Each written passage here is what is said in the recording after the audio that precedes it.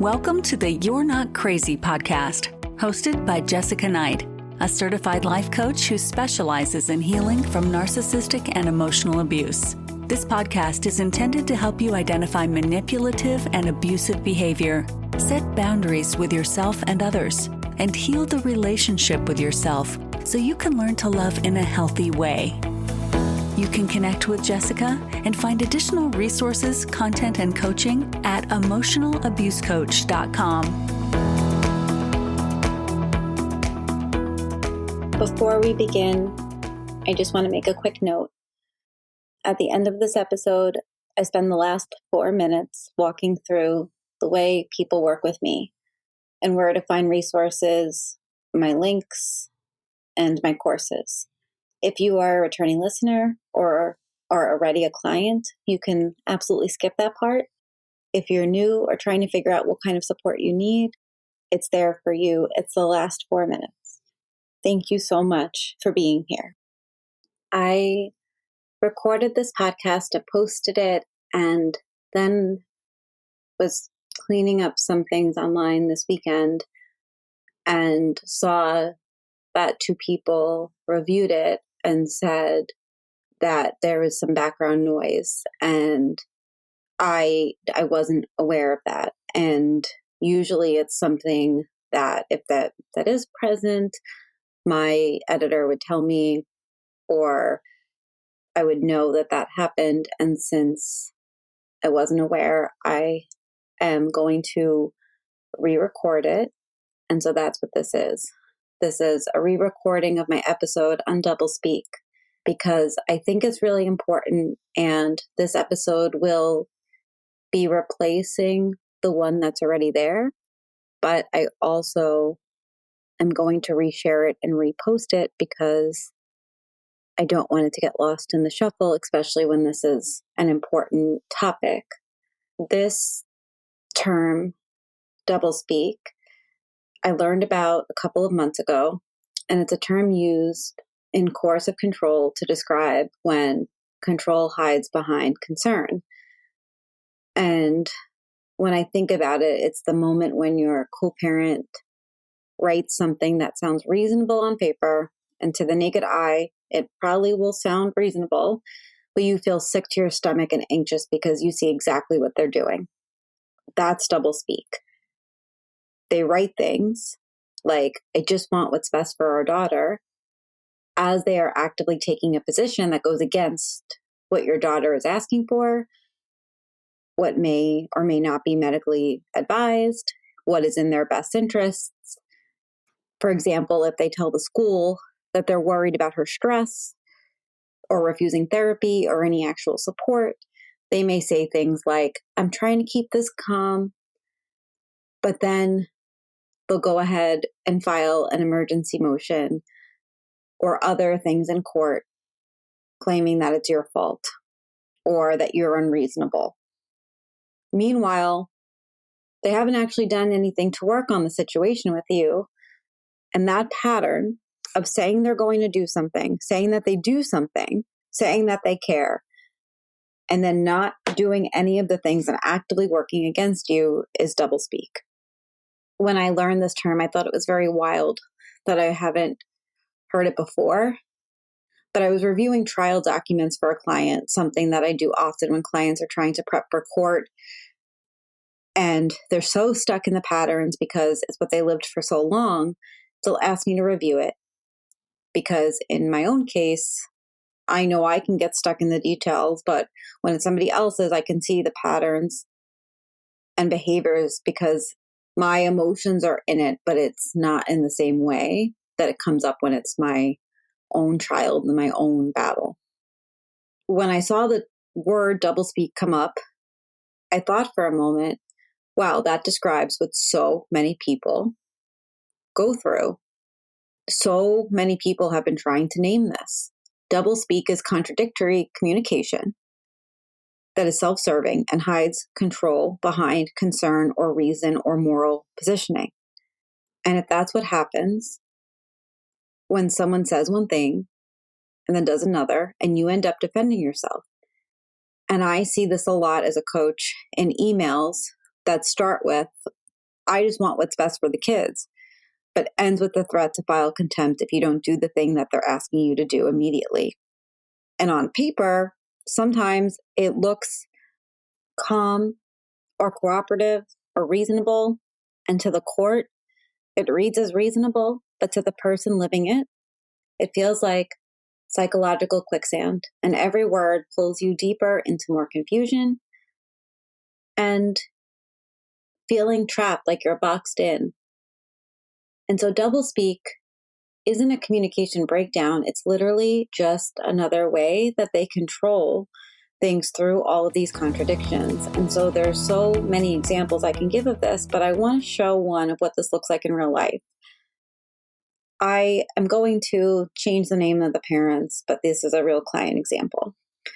We can call them Erin and Taylor. Erin will send a short, polite email. It'll say something like, please return the following items for the weekend.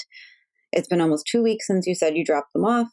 I need the blue jacket, I need their shoes, and I need their ballet tights and the lunch bag. It's straightforward, factual, respectful. It's brief. It's informative. It's what we kind of want to see in high conflict dynamics. And then what happens is you get back something like this. I think that I already gave you 2 of the items that you mentioned, and the jacket is one that I purchased, but please confirm. And the lunch bag is missing, but when I find it, I'll get it for you. And so now they're putting you in a position that doesn't actually address the items that they said that they were going to give 2 weeks ago. And now you are on this rabbit, goose chase to then find the items and find receipts. And it's already making it into something, especially when this is an ongoing pattern. And most people that listen to this podcast aren't dealing with one issue. They're dealing with a whole host of issues. And this is just one of them. And this is a pattern of behavior. When something happens once, it's an instance. When something is happening over and over again, it's a pattern. The thing that sticks out to me and that stuck out in this example, obviously, this is a real client example, so I know how long this pattern of saying one thing and doing something else has gone on. But the first email, she says, it's been 2 weeks since you said you dropped them off. So they already agreed, and now they're backtracking. So I'm going to go back to the email because I don't want to confuse you if I keep pausing and explaining it. So in response, the email was, hey, following up on this, I think the jacket you mentioned is the one that I'm talking about. Please confirm. I'll look for the shoes that you need. But they might already be in storage. To be honest, I don't agree with chasing down things that belong to our daughter. They're not yours or mine. She's wearing them and loves them. And I don't think it's fair to limit her choices. If you see it differently, please tell me what your position is. At the end of the day, she has the right to decide for herself. Now, when I read this, I was thinking that I have an 8-year-old and this child, I don't want to say the age just to keep the client's confidentiality, but is a couple of years younger than my child. And while my child certainly has choices, she has the choices that are available to her. And if there was something that she wanted or that was a article of clothing, like a jacket or something that should really be going back and forth,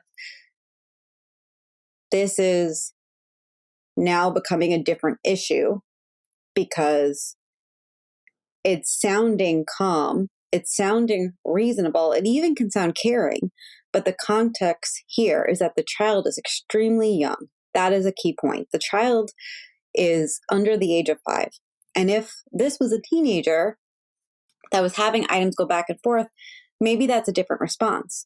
It doesn't change the fact that the messaging and the communication patterns are the same, but it reframes the non-compliance as some sort of moral high ground of I'm doing what's best for the kids. And it turns accountability into a different level of that, okay, I'm taking the stance of being this good parent, painting Erin the parent who's simply trying to get her child's belongings back as controlling or inflexible or not child-focused. One of the things that, as the coach, I knew was that this was all around picture day. So the reason she was asking for some certain items was because she wanted her daughter to wear some of the things on picture day. And the last time she remembers her having them or seeing them was months ago when her dad picked her up from school. And so Erin sends this to me and then is like, what do I do with this? Because this is a very, very common pattern in this group, this family. They are in pre-litigation. It's been rough and rocky, especially when it gets down to these small issues. My response was, I think we need to go back to the facts. Please return the items listed by Friday, as we previously agreed. That was my suggested response. When she sent that, Taylor fired back, saying that he respectfully disagrees and hopes that communication can be more compassionate moving forward. And then goes on this tirade that isn't worth reading on how she's not being nice. That is the full cycle of doublespeak. It is the deflection that becomes a moral high ground, and now the manipulator appears calm and patient and focused on the child. The person setting a boundary, which is Erin, who's just like, I just need the items, is appearing to be the problem.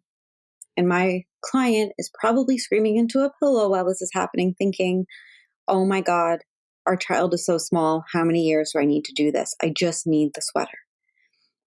Would it be easier now to go buy another sweater? Yes.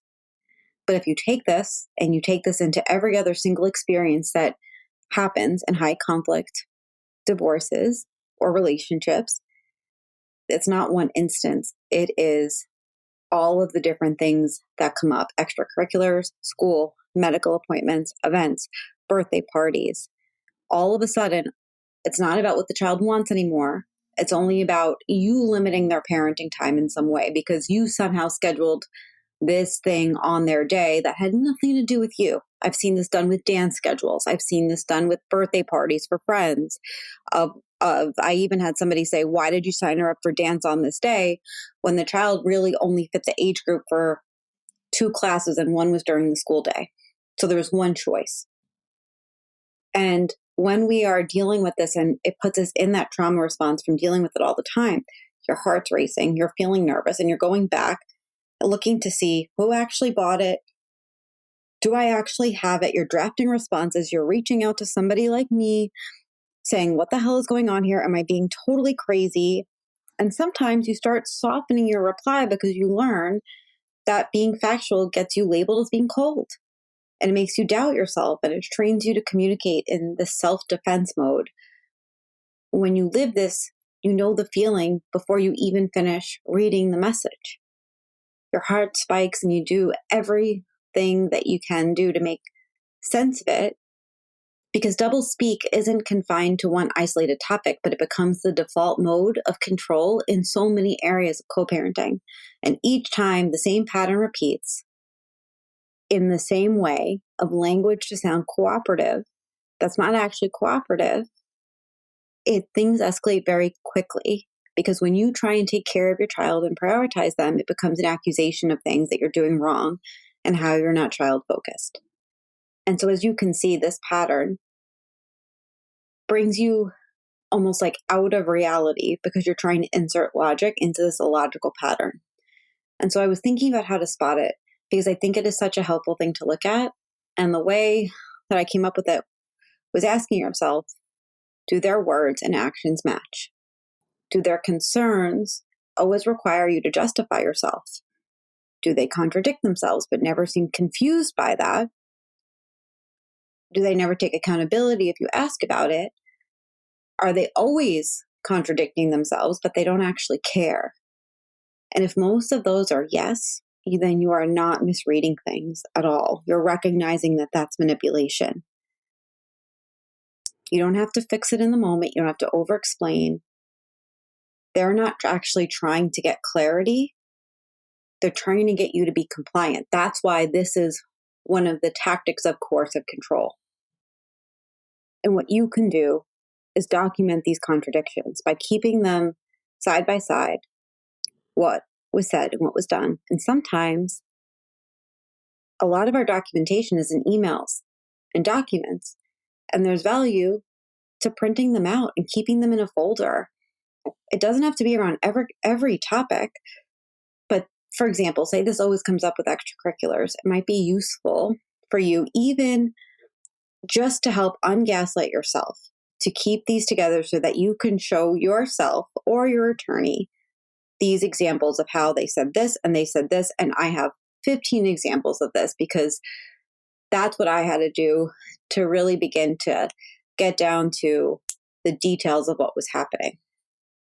When you have that paper trail, especially when it continues to happen, but you choose to stay neutral, the louder their contradictions begin to come out, the calmer you'll be able to stay, because over time, doublespeak becomes visible and it loses the ability to catch you or to kind of get you into the pattern because it becomes evidence, especially if you're in court. And I know that a lot of courts are not implementing many rulings on coercive control for a lot of reasons, but this is evidence. And when you're told that you're not communicating well or you're labeled as high conflict, when you are simply responding to one contradiction after another, this might be a bit of a lifeline and also a reminder that you are not the problem. You're actually the one that's seeing the pattern of what's going on clearly. I wrote about this topic on Substack as well. The link is in my show notes. I recommend checking it out because I think the more we talk about these things and the more that they're heard, the more people are talking about them and the more the patterns can't hide anymore. And I really hope that someday there's a way for this to be overt and admissible in court. I think over time we'll get there. We're not there right now today. If you need or want help documenting these patterns or framing them clearly for court professionals, this is work that I do every day. These are things that keep me up at night. And so you always can reach out to me at high-conflictdivorcecoaching.com. If this episode resonated and you're realizing that what you're dealing with isn't just stress or miscommunication, there are ways to get support that don't minimize what you're experiencing. I'm going to spend the next couple of minutes telling you about my offerings because at the core of my business is one-on-one coaching. It's not, the podcast is something that I do because I do like being able to help a broader audience. But the truth is that the core of my work is really coaching and providing other offerings so that people can begin to heal. At the center of everything I do is one-on-one coaching. That's where I slow things down, listen closely, and help you make sense of what's happening in your specific situation. It's not a template. It's not just based on theories, but it's really focused on your real life. Some people start with a one-time validation call. That is a single focus session where we look at one specific situation or pattern that you're struggling with. And the goal isn't to fix your life or push you into decisions. It's to help you name what's happening, put it into context of reality, help you notice where you are in it, and offer some feedback and tools to how to navigate it. I also offer an intro call. The intro call used to be called the clarity call, and it's a short call where you can share what's going on for you, and I can explain how I work and whether I'm the right fit for your situation. There's no obligation to continue after that. It's simply a way for us to get on the same page before moving forward. For people who need ongoing support, I offer weekly or biweekly coaching. This is especially helpful if you're navigating emotional abuse, trauma bond, high conflict divorce, or custody and co-parenting with a difficult or controlling person. Ongoing work allows us to track patterns over time, stay anchored when things escalate, and make decisions in a way that protects your nervous system and your long-term stability. All of my coaching options can be found on my websites, abusivecoach.com and highconflictdivorcecoaching.com. Both links are available in the show notes of this episode. In addition to one-on-one coaching, I offer several self-paced courses and programs. They're called Divorcing a Narcissist 101, How to Document for Family Court, the Emotional Abuse Breakthrough Course, Setting Boundaries with a Narcissist, and Unhooked, which is my program and private podcast that walks you through the full cycle of abuse, helps you map it out in your relationship, and shows you how to begin to break free from the trauma bond. I also write on Substack, where I explore topics like trauma bonding, emotional abuse, coercive control, high conflict divorce, and the cluster B dynamics. There's a free option and a paid membership that offers deeper dives, Q&As, and additional resources. Everything that I do and everything that I build is around one core truth and message that you're not crazy, you shouldn't feel crazy, and that even though I can see patterns in what you're experiencing, it doesn't mean that it's normal. It's not healthy. My work is really about helping you understand what's happening and begin to trust yourself again. All of the links that I shared are in my show notes, and I really appreciate you being here.